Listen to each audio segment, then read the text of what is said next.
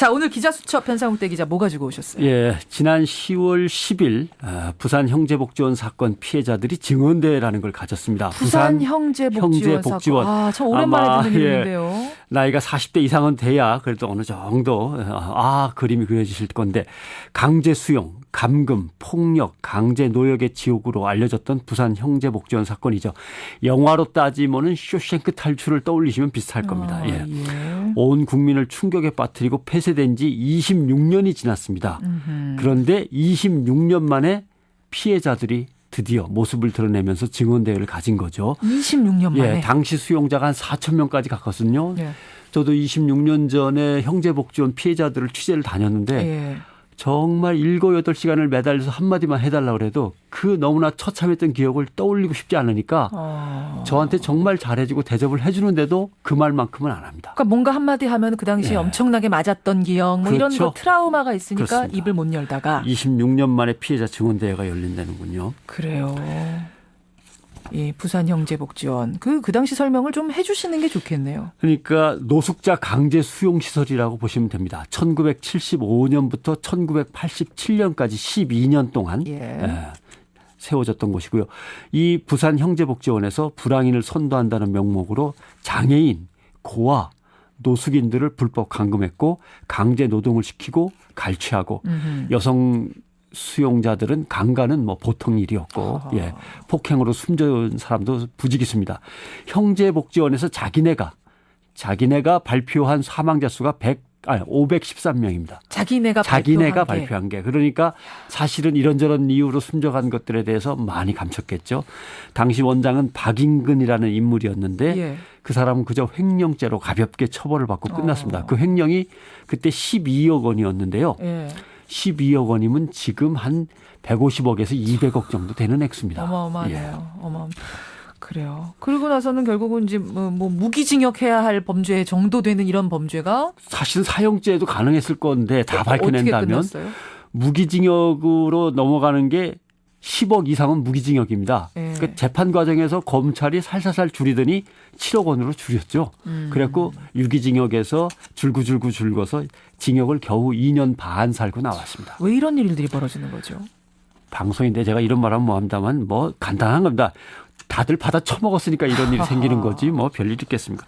형제복지원은 운영자금으로 1년에 20억 정도를 국가와 부산시로부터 이제 지원을 받았는데 거기다가 불우이웃 돕기 성금 들어오죠. 그다음에 돈 싸들고 와서 성금 내면서 복지원 수감자들하고 기념사진 찍고 가는 사람도 있지 않습니까? 돈 많은 사람들.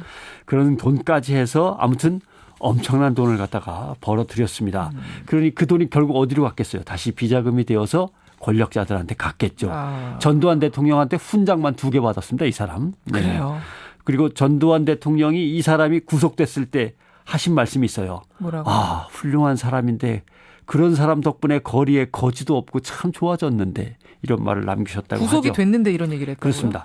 그러나 1987년 1월에 구속됐는데 그때 박종철 고문치사 사건이 있지 않았습니까? 그러니까 고문 사건으로 정치적인 위기에 몰렸는데 이 사건까지 커지니까 전두환 정권은 권력 유지를 위해서 이 형제복지원 사건을 긴급히 축소 은폐하면서 덮어버렸죠. 그렇게 됐군요. 그래서 26년 만에 이제 피해자들의 증언이 나오고 있는 겁니다. 증언이 이제 궁금합니다. 얼마나 흉험한 곳이었고 학대당했는지 뭐라고 표현들을 해요? 생존자의 수기가 책으로 한 3권 정도 나온 게 있었는데 거기에 나오는 대목 중에 이런 대목이 있어요.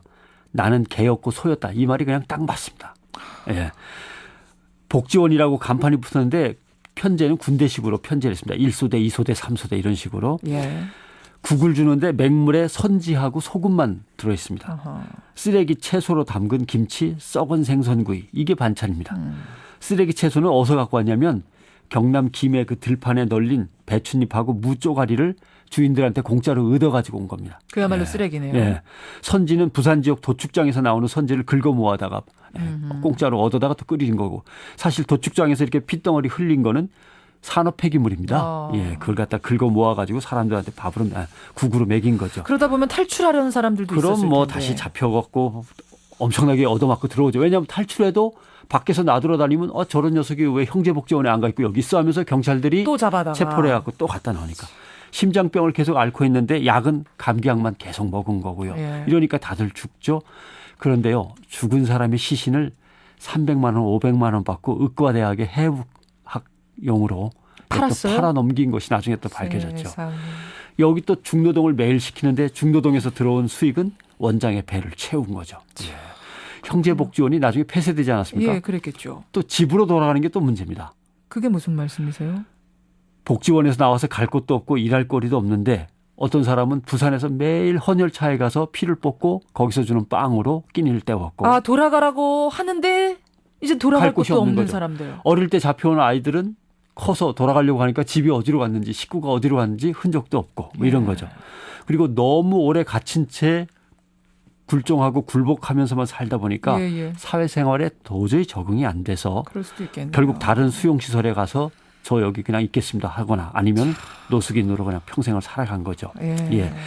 이런 곳이 12년간 운영이 됐고 그 비리가 밝혀진 뒤로도 아직도 그 사람들의 피해가 제대로 드러나지 않는 게 참 안타깝고요. 예. 그러니까 권력이라고 하는 것이 사회에 문제가 있는데 이걸 갖다 힘으로 간단하게 해결하려고 하면은 이런 부작용이 생기는 거고 비극이 벌어지는 겁니다.